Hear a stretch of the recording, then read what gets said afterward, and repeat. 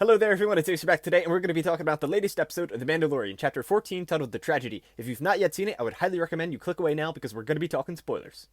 So despite this episode only being 32 minutes long, it definitely packed a punch, and if I had to pick the three biggest things that I enjoyed the most out of this episode, it would definitely start off with the relationship between the Mandalorian and Grogu. Like in the very beginning of this episode, we can totally see that the relationship is definitely growing. They both definitely care a whole lot for each other. They're playing with that little ball thing from, the front of the ship, and it only makes it that much harder when in the end of the episode, Moff Gideon ultimately captures Grogu.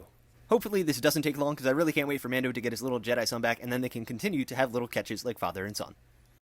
Okay, next up we're talking about Boba Fett, because that was the coolest freaking thing I've ever seen him do. Like, when I saw the Slave One fly across the sky, I knew something was about to go down, but when he teamed up with Mando and then he pulled down his Tusken Raider staff and started to just beat the crap out of those stormtroopers, I was losing it. It was so freaking awesome.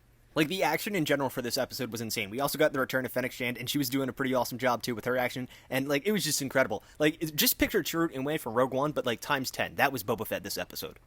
Not to mention that when he redons his classic Mandalorian armor, which by itself was freaking awesome, but he also goes into the backstory of his father, Jango Fett, even going as far as to recite one of the lines that he spoke in the prequel trilogy, but we find out that Jango Fett himself was also a Mandalorian. He was a foundling just like Din Djarin, which I guess could technically make Boba Fett a Mandalorian by creed or something, but he doesn't swear allegiance to anyone except himself. Okay, next up we're talking about Grogu, because I think he's way more powerful than any of us actually realize. When he curled up his hands into that little meditation stance, I got the idea that he was possibly communicating with another Jedi, maybe a Force Ghost, maybe a physical Jedi, who knows, maybe they actually come, sense his danger and come to help rescue him. Either way, maybe he was just, running back his memories of the 50 years of his life, maybe his training on the Jedi Temple at Coruscant, who knows. I actually got the idea that maybe there's a couple plot points heading towards dark side Grogu, because at the end of the episode when he was tormenting those stormtroopers at the end, they were definitely hinting at that. Maybe that's why he was isolated at the Jedi Temple of Coruscant. Maybe they were trying to suppress his dark side energy, trying to protect him. Who knows? I really can't wait to see what happens with Grogu. Really fascinating stuff, especially with the Seeing Stone. Can't wait. Also, it may be worth mentioning if he was actually communicating with someone through the Force in that moment, physical Jedi, maybe it was Luke Skywalker, Quinlan Vos, Cal Kestis, who knows. Maybe they actually sense that he's in danger and they come to help the Mandalorian rescue him from Moff Gideon. This is just an idea, I don't know, but I would love to find out if that actually happens. Next up, I also just wanted to point out a couple of smaller details. The transport ship that the stormtroopers run out of, I definitely think is like the predecessor model to the First Order troop transport that we see in the sequel trilogy. I thought the resemblance was pretty uncanny. Let me know if you guys saw it too.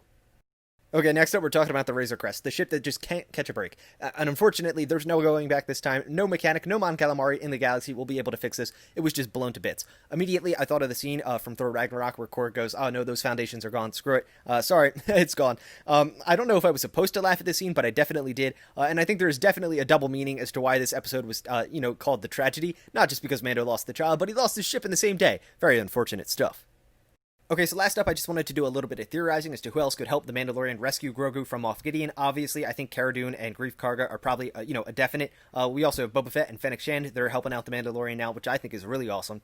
It was hinted at that we're going to get Mayfeld back from last season, but I think it'd be really awesome if Cobb Vanth, Bo-Katan, and Ahsoka Tano all joined forces with the Mandalorian and crew to help save Grogu from Moff Gideon. I think that'd be epic. Whether or not it happens, I do not know. It might be a little bit unlikely that all these characters return. Maybe they were just for one episode, but I would definitely love to have them back, saving Grogu from Moff Gideon. Let me know what you guys think.